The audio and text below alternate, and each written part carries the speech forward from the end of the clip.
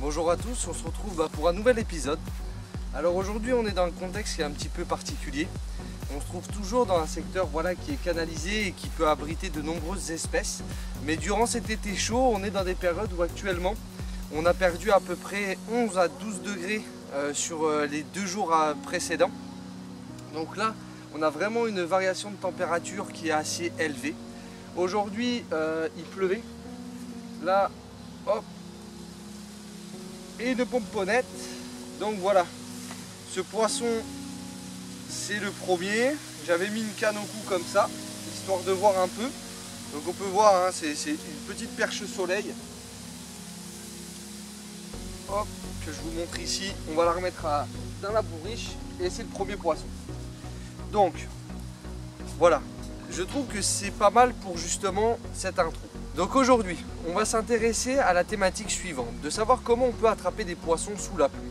Donc là j'ai de la chance, je suis arrivé, on va dire, entre 2 coupures de pluie, parce que je pense qu'avant la fin de session il va repleuvoir, à moins que j'ai de la chance et que je passe entre les gouttes. Mais aujourd'hui voilà, sur la topographie de la journée, jusqu'à à peu près 14h30, il pleuvait. Je me suis installé sous la pluie, et là je vous parle, il est 15h05. Donc on va commencer la pêche et voir un peu comment tout ça se passe. Donc cet été ça a été des conditions qui ont été super difficiles pour pêcher. Je pense que tout le monde s'en est rendu compte vis-à-vis de toutes les pêches, que ce soit au carnassier, pour le silure, la carpe. À part dans des postes ou dans des secteurs qui donnent vraiment la nuit ou à des horaires, voilà, justement à l'aube, durant des périodes de nuit. Je pense que ça a été très difficile pour les pêcheurs qui ont été durant des pêches de journée, par la chaleur, par le peu de débit dans certaines rivières, à faire réellement des belles bourriches. Quand vous avez des variations de température comme ça, les gardons y répondent très bien avec une pêche au cou classique et des lignes très fines. Donc là, c'est un hameçon de 18, donc pas trop fin parce que je cherche bien évidemment de la petite friture, mais aussi il peut y avoir quelques surprises comme de la petite carpe, du carassin et de la brème. Donc une plombée assez regroupée parce que je vais vraiment chercher à pêcher sur le fond. Un flotteur, si je ne me trompe pas, de 0,6 g avec une antenne assez apparente pour bien pouvoir détecter les touches. Voilà, et puis ça sera une pêche qui sera pas du tout difficile pour vous. Une ligne très fine, un hameçon très fin, un bouchon qui va être un indicateur de touche, donc il doit être vraiment visible avec une antenne sur des petits poissons, et puis un asticot. Bon, on va essayer de refaire en même temps que je vous fais l'explication un deuxième poisson. Donc pour l'instant j'ai toujours pas amorcé ni même réalisé mon amorçage. Donc on va voir si les poissons sont déjà sur le coup. Comme quoi finalement, de connaître les fonds un peu par cœur, vous pouvez arriver et mettre déjà une ligne le temps que vous fassiez un petit peu votre pré-amorçage ou votre amorçage tout court. Et vous allez voir finalement si le poisson est déjà présent sur votre coup. Donc par rapport à ça, aujourd'hui la vraie stratégie, donc il va en avoir plusieurs. On va avoir cette première stratégie où je vais essayer d'attraper quelques poissons au cou pour lancer ma partie de pêche. Je vais essayer de faire une bonne demi-heure, 45 minutes de pêche au cou pour voir ce que ça donne. On va vraiment s'intéresser à vous présenter différentes techniques pour attraper des poissons sous des temps de pluie. Généralement les temps de pluie, là où c'est le plus compliqué, ça va être pour la tranquillité du pêcheur. parce que voilà, vous allez être dans des conditions où votre matériel va être mouillé, vous allez être même mouillé. Des fois c'est compliqué mentalement à aller à la pêche. Mais je vous conseille réellement d'aller pêcher parce que je pense que d'après certains résultats que j'ai eus, sous les temps de pluie, c'est là où j'ai fait généralement les plus beaux poissons. Donc voilà, aujourd'hui, la chose pour moi qui me paraît très intéressante, c'est de tester plusieurs manières de pêcher. Donc je vais tenter plusieurs montages. Tout d'abord, je vais commencer par ce premier montage, ça va être le méthode feeder, pour voir directement si les poissons sont méfiants, s'ils vont rentrer directement sur des èches proches de l'amorçage ou s'il va falloir raccourcir et plutôt passer sur un montage avec une potence. Donc là, comme je vous avais présenté déjà la dernière fois, un petit méthode feeder gourou en 28 grammes. Là, vous avez ensuite ici, normalement vous devrez mettre un émerillon baril, mais j'ai juste un émerillon classique, donc que je rattache avec un petit badling de chez Gourou. Donc c'est du numéro 10, pardon, avec 4 asticots. Donc moi ce que je fais généralement, j'aime bien panacher le blanc et le rouge qui marche très. Donc voilà, avec ce méthode feeder, vous allez pouvoir attraper différents types de poissons. Donc ce qui va être important, ça va être de varier les èches. Aujourd'hui, je veux vraiment vous présenter comment on peut attraper du petit poisson et même des plus jolis poissons, mais surtout du beau gardon, de la brème, des poissons. La première approche, ça va être comme ça.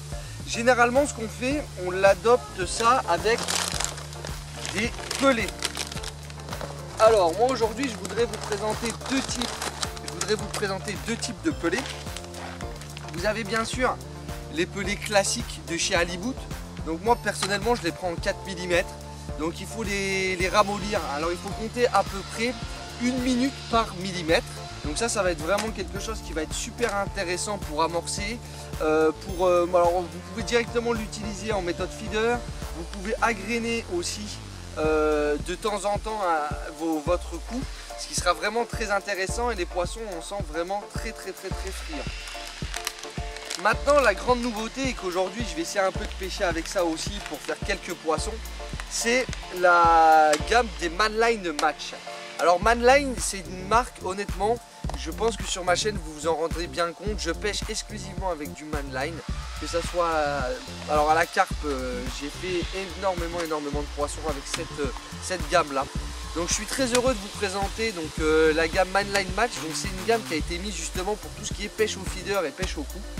Donc c'est des pêches qui vont être vraiment très intéressantes et des produits pour moi qui pêchaient la carpe. À chaque fois je me faisais la réflexion de me dire que ça diffusait beaucoup, que dans des périodes par exemple en automne on arrive vraiment à faire de la belle tanche. Pour preuve, je vais essayer de vous montrer la photo d'une tanche de 3 kg que j'avais fait en début de saison.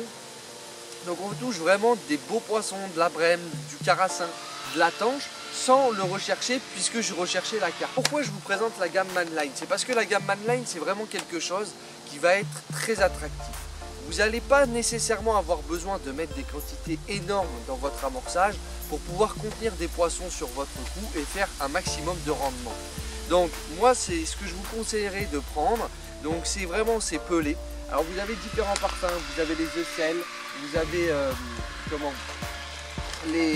les différents goûts. Donc voilà, maintenant après la petite perche soleil, voilà une petite brème. Donc comme quoi les poissons ils sont déjà sur le coup, à mon avis, juste de les amorcer, on va avoir de très bons résultats.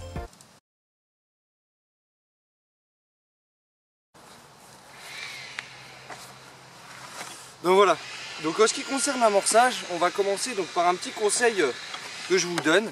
Donc des fois quand vous faites des parties de pêche et que vous y allez soit le lendemain ou 2 jours après, n'hésitez surtout pas à mettre votre amorçage au frigo, ça va permettre de la conserver. Et si vous n'y allez pas le lendemain, n'hésitez surtout pas à congeler votre amorce et à la ressortir, ça pourra conserver, comme d'ailleurs un certain nombre, des fois des fouillis, vous pourrez le garder. Donc là, je vais déjà commencer par mettre donc, la fin de mon amorce d'hier. Voilà. Ensuite, on va mettre à peu près la moitié d'un sac qui est la super feeder. Donc qui est moulure assez fine, mais en même temps assez claire. Donc voilà, c'est quelque chose qui va pouvoir être très intéressant. vous pouvez le voir ici.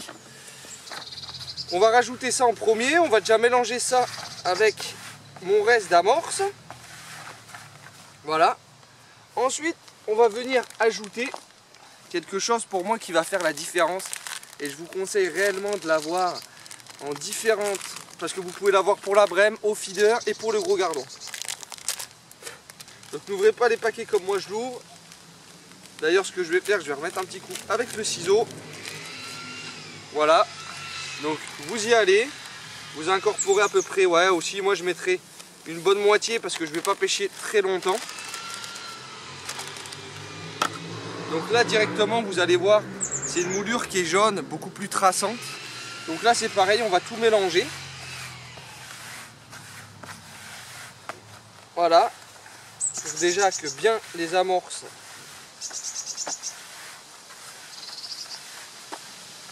bon, hop. Je vais en rajouter un petit peu quand même. Voilà. Donc, on a mis, je rappelle, de la super feeder et en même temps de la 3000 attractive pour la brème. Voilà. Maintenant, ce que je vais rajouter en plus d'ici, ça va être surtout les quelques pelés. Alors moi, je préfère rajouter ça avant.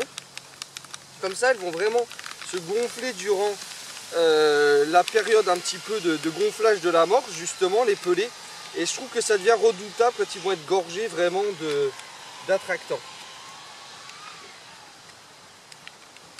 Alors là maintenant, hop, il suffit d'ouvrir le paquet. Voilà. Donc là c'est des œufs-sels. Alors les œufs-sels, j'adore ça. C'est quelque chose, en tout cas pour moi sur la carpe, j'ai fait énormément de beaux cartons. Donc je vais en mettre à peu près une bonne grosse poignée et demie à peu près. Je ne vais pas en mettre des masses, voilà. Je vais plutôt faire après la technique pour faire tremper mes pelés. Voilà. Donc bougez pas, je prends juste un petit peu d'eau. Donc voilà, surtout ce qu'il va falloir faire, c'est vraiment y aller par parcimonie, ne pas hésiter, mais en même temps ne pas trop humidifier. C'est comme une pâte qu'un boulanger va pétrir. Il faut surtout y aller de la plus petite.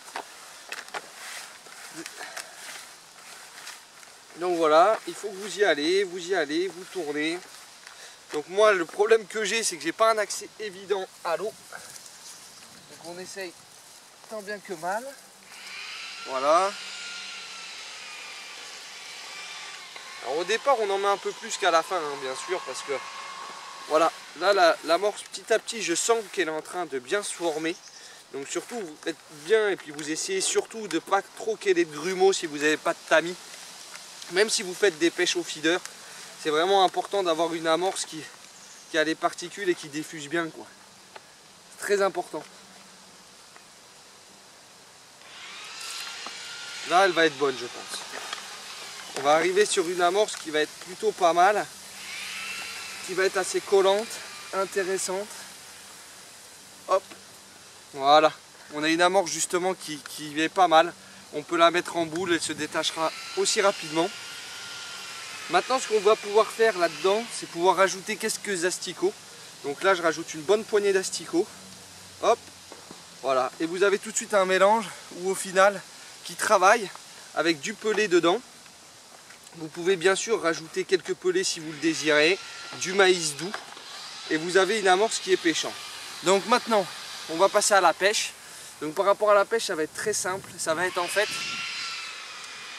utiliser, par exemple, vu qu'aujourd'hui on a des temps qui sont pas forcément évidents et que le poisson va se regrouper à certains endroits bien spécifiques, on va utiliser les clips, on va chercher les hauts fonds, on va chercher les cassures, on va chercher différents postes qui font que le poisson va venir s'y trouver naturellement. Donc maintenant on se retrouve sur la partie de pêche à proprement dite. La seule chose que j'allais oublier, c'était justement de vous présenter donc, ce que propose Manline. Donc Manline propose de rajouter ça justement dans votre amorçage. Donc là ce que je vais faire, c'est que je vais venir rajouter un petit peu de strawberry dedans. On va bien touiller tout ça. Et ça va donner un goût à l'amorce. C'est un petit peu comme je vous présentais à l'époque dans la carpe pour les sirupes. C'est quelque chose qui va donner vraiment du goût à l'amorce, j'en suis satisfait. Et là on peut nettement sentir que mon amorce commence à sentir le strawberry. Et ça c'est vraiment très intéressant de pouvoir modifier ces amorces, comme en hiver avec le tuna, c'est ce que je vous conseille, ou l'Active 8. Vous verrez que vous ferez vraiment des amorces qui seront encore plus cohérentes. Et si vous utilisez ça justement avec des petits pelets comme je vais faire tout à l'heure pour essayer d'attraper un plus joli poisson, vous verrez que vous aurez des plus jolies présentations. Monter un méthode feeder, c'est très simple. Donc comme je vous ai dit, c'est un méthode feeder qui est inline. Donc le fil passe directement dedans, l'émerillon baril. Ce qu'on va faire, on va juste soigner la présentation. Je vais remettre un asticot rouge et un asticot blanc pour vraiment qu'on ait une belle petite grappe de verre. Ensuite on va prendre donc le moule qui est le plus intéressant. Donc moi ce que je fais toujours, je place un tout petit tapis. Voilà, je mets un tout petit tapis d'amorce dedans, comme vous pouvez voir là. Donc c'est vraiment léger, hein. Je ne sais pas si vous allez réellement le voir, mais un tout petit tapis. Je vais venir placer mon èche au milieu. Voilà, vous avez quelque chose où vous avez votre montage qui est dedans, votre moule qui est plein. Ensuite, vous allez venir placer donc votre émerillon de l'autre côté, tirer un maximum. Et là, vous faites une pression toute simple. Donc là, n'hésitez surtout pas à faire une pression. Voilà. Et là, vous allez voir, ça va sortir tout simplement. C'est moulé. Voilà. Donc mon èche, elle est au milieu. Alors quand vous commencez votre partie de pêche comme ça, vous n'hésitez surtout pas à envoyer entre 10 et 15 cages. Et après, vous passez en action de pêche. Donc maintenant, on va lancer ça. Tac. Voilà, donc j'ai déjà clippé ma distance. Maintenant, il faut prendre donc un repère. Donc moi, j'ai pris un lampadaire comme repère. Hop. Donc mon lampadaire. Bim, c'est parti. Voilà, ça atteint le clip.